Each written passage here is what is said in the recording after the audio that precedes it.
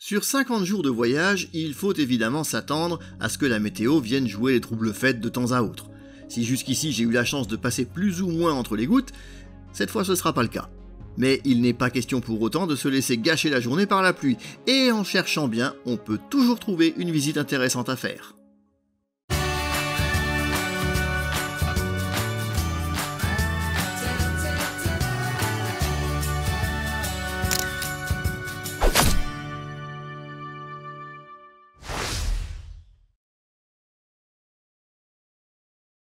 Traverser le Japon dans le sens de la largeur, surtout quand on est en voiture, est un trajet nettement moins long qu'il n'y paraît. 2 à 3 heures suffisent, même lorsque, comme nous, on part de l'île de Shikoku. Au contraire du trajet aller, cette fois nous allons franchir la mer de Seto un peu plus à l'ouest pour rejoindre Honshu au niveau d'Okayama. D'île en île, ce sont ainsi plusieurs ponts suspendus qui se succèdent les uns aux autres. L'occasion pour nous d'admirer une fois encore ces magnifiques ouvrages d'art, véritables prouesses d'architecture moderne.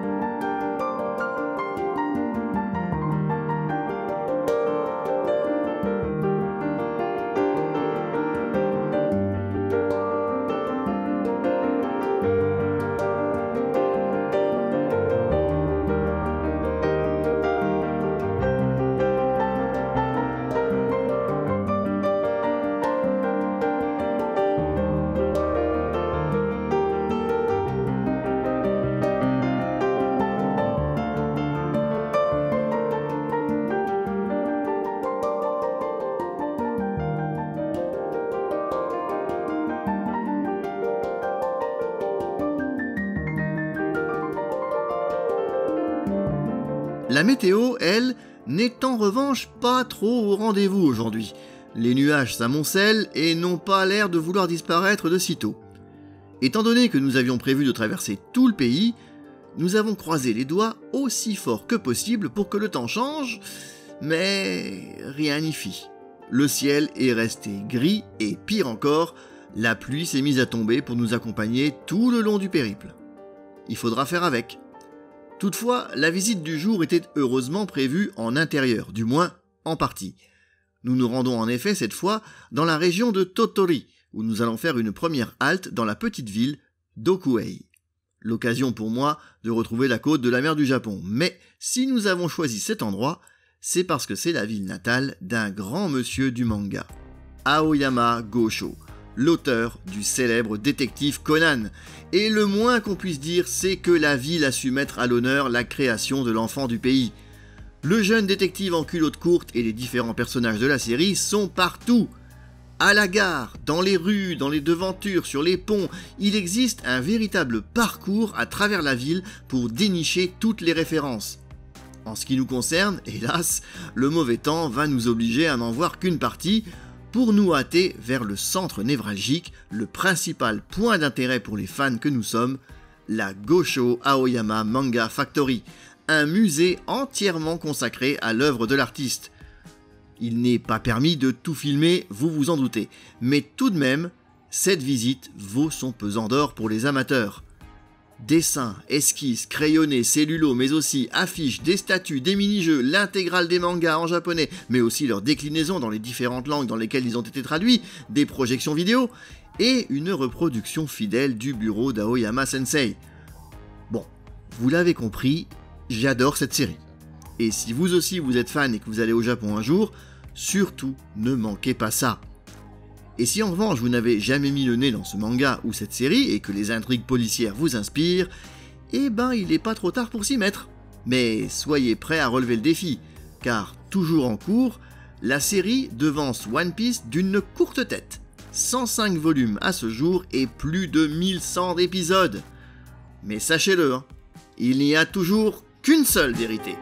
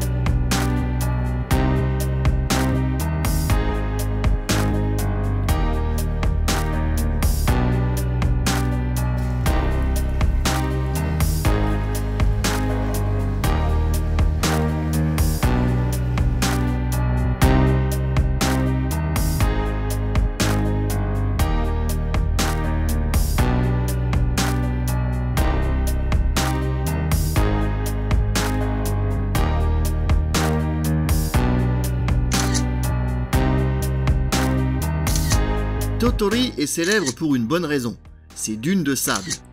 Malheureusement, avec ce temps, il était carrément impossible d'y accéder. Que faire dans ce cas?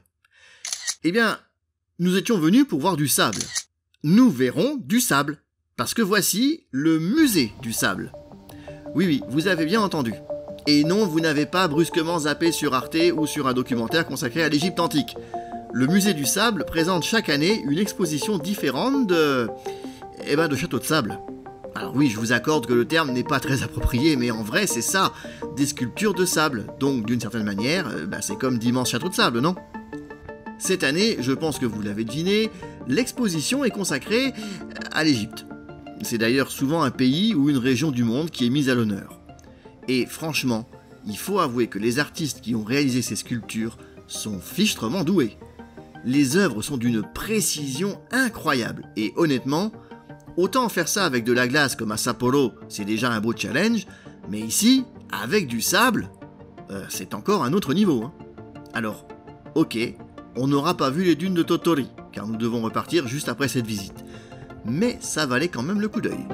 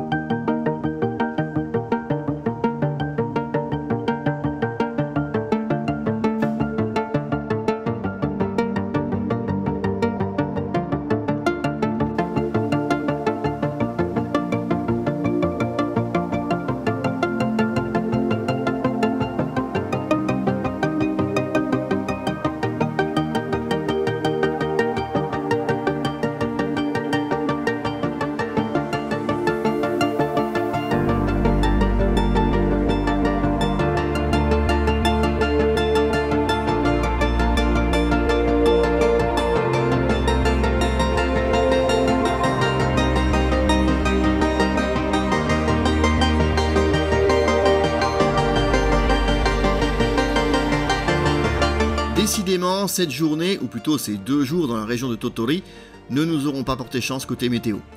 Même la mer semble faire grise mine. Tant pis, ce sera pour un prochain voyage sans doute. Le nôtre va se poursuivre et sous le soleil cette fois. Soleil que nous retrouverons un peu timidement puis pour de bon dans le prochain épisode.